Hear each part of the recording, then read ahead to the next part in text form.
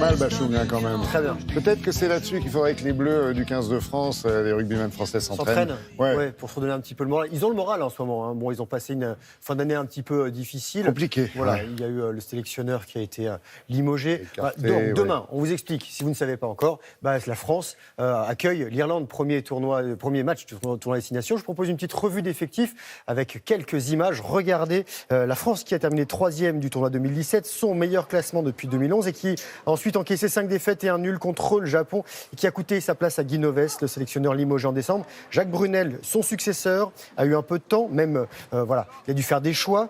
Et en première ligne, il a misé sur l'expérience du plié Rama Slimani, 41 sélections. Le capitaine Guirado, lui, pourra compter sur de nouveaux leaders comme Gourdon, la charnière. Un nouveau duo de garçons formés tous les deux à Bègle, Maxime Macheneau, 29 ans, 31 sélections, et Mathieu Jalibert, de 10 ans, son cadet, nouveau sous le maillot tricolore.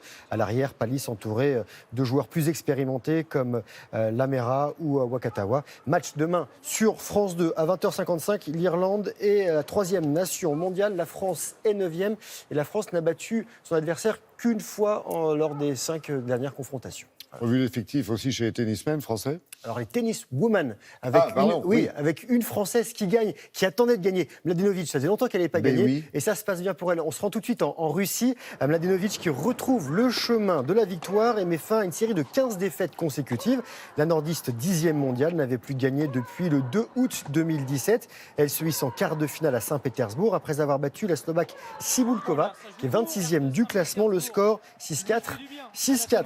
Ça passe aussi pour la numéro 1 mondiale, Wozniacki, la danoise, récemment titrée à Melbourne, l'Open d'Australie. Elle a balayé la russe Potapova, qui est 235e, oui c'est son nom de famille, invitée par les organisateurs. Le score, quand même, ça fait mal, 6-0, 6-1. Une petite image de football, un seul but, service minimum pour le FC Barcelone en demi-finale allée de la Coupe du Roi face à Valence. But de Suarez 1-0. Le Barça est triple tenant du titre. Une image de basket NBA avec un panier, un seul, signé Tony Parker pour les Spurs qui a perdu face aux Rockets de Houston 102-91.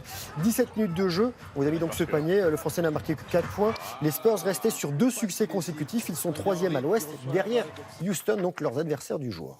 On va parler vélo parce que la saison cycliste a commencé quand même. Elle vient de démarrer, voilà, on est début janvier, début février plutôt. Février, oui, ça va vite. Les cyclismes, ça se passe notamment dans le Gard et on ira après en Australie. Regardez dans le Gard, c'est la 2e étape de l'étoile de Bessèges entre Nîmes et Générac, 151 km, un finish au sprint. Il y a un garçon qui lève un petit peu trop tôt les bras, il s'appelle Brian Cocard, battu par Christophe Laporte en rouge au classement général. Laporte est leader devant Cocard. Justement, direction de l'Australie avec le Herald Sun Tour autour de Melbourne. Première étape remportée par le Danois Lasse Norman Hansen qui a dominé le sprint de 9 coureurs et il a le droit à un joli petit trophée.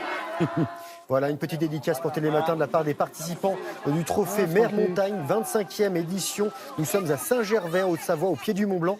Événement fondé par le navigateur et alpiniste Éric Loiseau, de grands skippers, et notamment Franck Camas, que vous avez vu, et de grands alpinistes se retrouver autour d'épreuves sportives avec des enfants de la région. Effort, partage, discussion, et discussion surtout entre 2 univers, la mer et la montagne, qui ont beaucoup en commun.